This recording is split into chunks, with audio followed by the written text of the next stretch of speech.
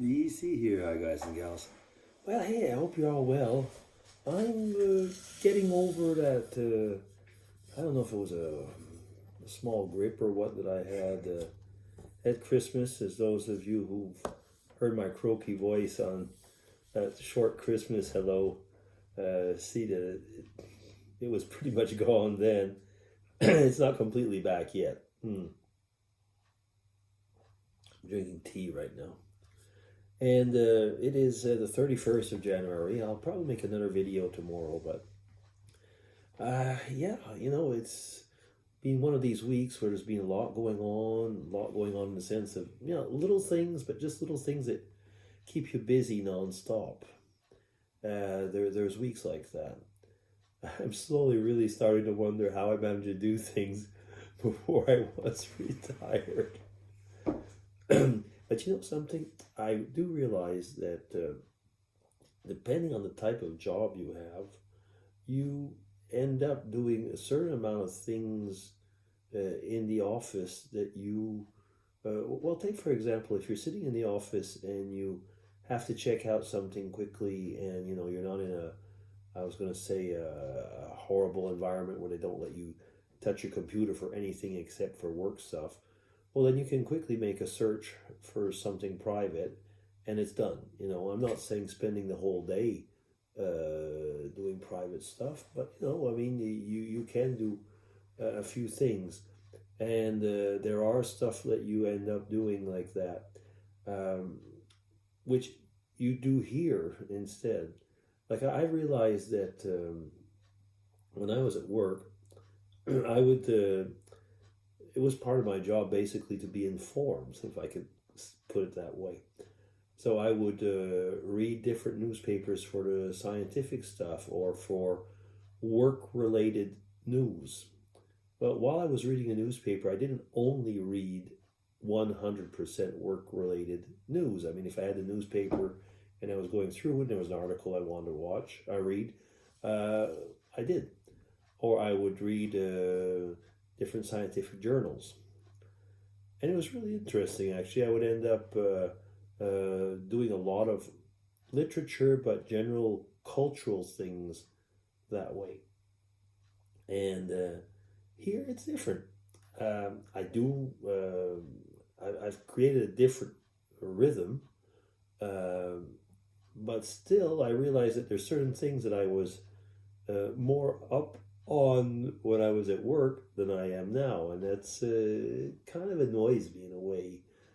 For example, I would get in my mailbox, and I actually have organized that I can get them here. Certain scientific or yeah, I was gonna say not a newsletter. What is it called again?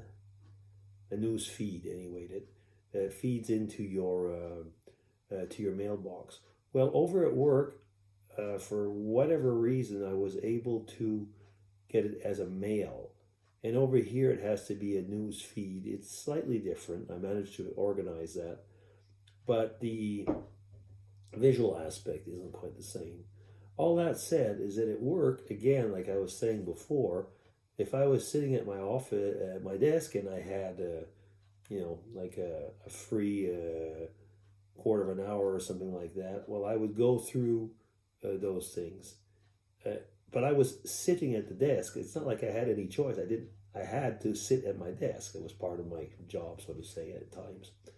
Well, here, if I want to do that, I got to go upstairs because it's only on the computer. For whatever reason, it doesn't work on my mail on the tablet, so it works on the mail upstairs. So I'd have to physically go there and sit up there. Little things like that, and I realized that time is organized differently. And when I talk with people that are retired, they say, "Oh, well, I don't have time to do this, don't have time to do that. I seem to be more busy." But I do realize that one of the things that we were forced to do, especially if you were in an office job or partially office job like my own, is that you were forced to sit there basically, and for so many hours a day, and you did your job. But I mean, you had also everything organized so that you could do those things as well easily. Now here it's different. I mean, so yeah, why am I bringing all this? I think it's just that I'm working at becoming retired, and it's nice. I mean, it is nice. I do tend to get up 1 hour later, approximately about 45 minutes later, so that I do have time. I've added some, I've added some activities, and that's probably the whole thing. I've added some activities, trying to learn Spanish. It's coming along slowly, but trying to learn Spanish. Like I say, strangely enough, I find that I've not had as much time to read as I thought I'd have, because I go out and walk probably for an hour and a half, approximately an hour and a half every day when I can. Yeah. So what day are we today? We are the 31st of December. So yeah, so that 2022 that I've been looking forward to. I was going to say part of my working life. Well, it's coming to the end. Has it been a good year? For some things, it's been a great year, and for some things, it's been actually a horrible year, hasn't it? I guess that it's part of those things that we have to learn how to be content in all situations. That's easier said than done, isn't it? I mean, human beings do have a tendency to rant and to always find their glass half full, and or I would say half full, have a tendency to find their glass half empty. And I'm glad I actually said automatically half full. But that is the thing, isn't it? I mean, and now with the year coming ahead, and everybody's trying to be a prophet, and say what's going to come, what's going to happen. And it's that funny time of the year when people are making resolutions. I never make New Year's resolutions. For one thing, you know pretty much as well as I do that we don't keep them, or we do for like a couple days or a couple weeks, and then the grind sets in. Yeah, it'll be interesting though to watch the usual year-end shows. Some of them are really corny and not fun at all, but others actually have a tendency to show us that situations that we found extremely dramatic, actually every one of them almost had something that, I was going to say a teaching moment, but also a moment that we could look at and say, oh, that's what happened. Excuse me. It's still there, as you can see. And that's what happens. Yeah, I guess it's 2023 is not going to be a year that, like I say, that we're going to be able to predict. I don't think it is.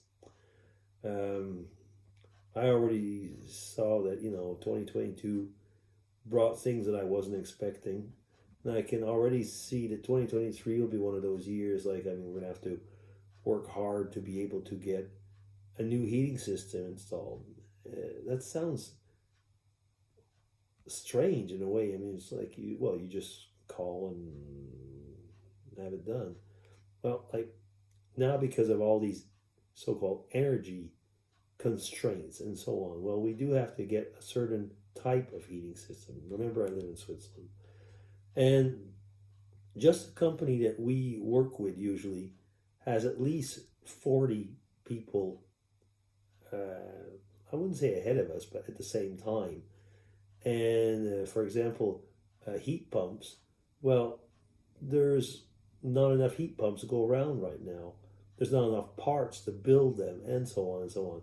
So yeah, 2023 is going to be an interesting year.